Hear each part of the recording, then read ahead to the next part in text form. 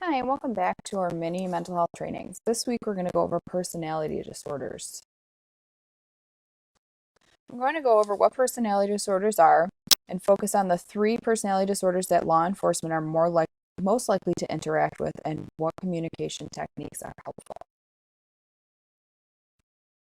The three most common personality disorders that law enforcement encounter are borderline personality disorder, narcissistic personality disorder, and antisocial personality disorders. There are many other personality disorders, but for this training, I'm only going to talk about these three. According to the American Psychiatric Association, personality disorders are associated with ways of thinking and feeling about oneself. Everyone has a personality. Some people that have personality disorders, it is um, it's a persistent, problematic, and pervasive problem for them that interferes with their everyday life. It significantly and adversely affects how an individual functions in many aspects of life. Personality disorders have to be persistent, problematic, and pervasive. There are no medications for personality disorders like other mental illnesses, which makes it harder to treat. First, I'm going to talk about borderline personality disorder. One primary symptom is the splitting behavior. An example of this is someone that says, like, I hate you, but they also don't want them to leave. This individual may have difficulty soothing themselves when they get upset and may become overwhelmed with their emotion. Along with being overwhelmed with emotions, individuals may also have intense and unstable mood swings and sense of self-image. Women are more commonly diagnosed than men. However, that does not mean men cannot have borderline personality. It's just less common.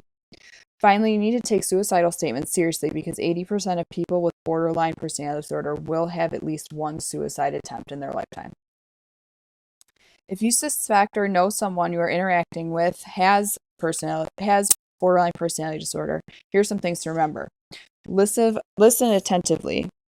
Silent encouragers such as head nodding will be helpful. Be careful not to use judgment. No matter how small the concerns seem, do your best to validate them. Use clear language when talking about suicide. Hurting yourself is different than killing yourself. Make sure you're asking the question that you want an answer to.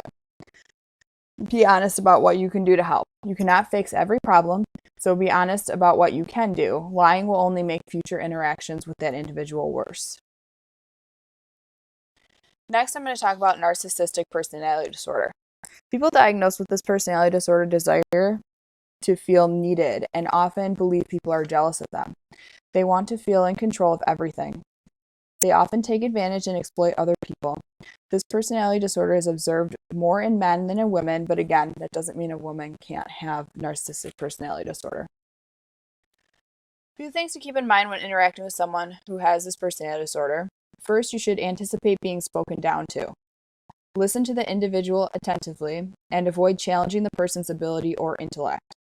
The easiest way to build rapport quickly is to give consistent, positive recognition. The final personality disorder I'll cover is antisocial personality disorder. This personality disorder is very common in a correctional setting, so you may come across these individuals often. An individual with this personality disorder is has impulsive, irresponsible behavior.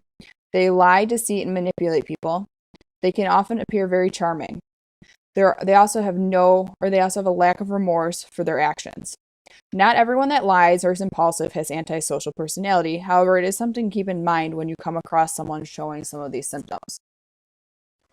When communicating with individuals with antisocial personality disorder, here are a few things to consider. Maintain the focus on them during the conversation. Do not let them shift the conversation to you or other people.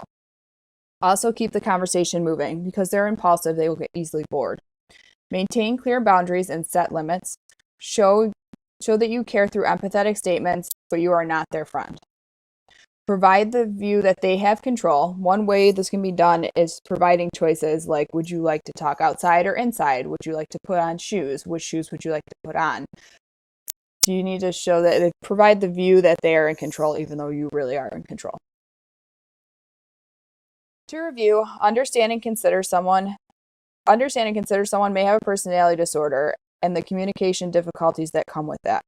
Individuals may not be forthright with this diagnosis, just like with every other mental health diagnosis, So the quicker you can recognize an individual may have a personality disorder will make communication easier and you can build more rapport easier. Thank you for watching our mini mental health trainings. Any questions or concerns, please reach out to me. I hope everyone's staying safe. Thank you.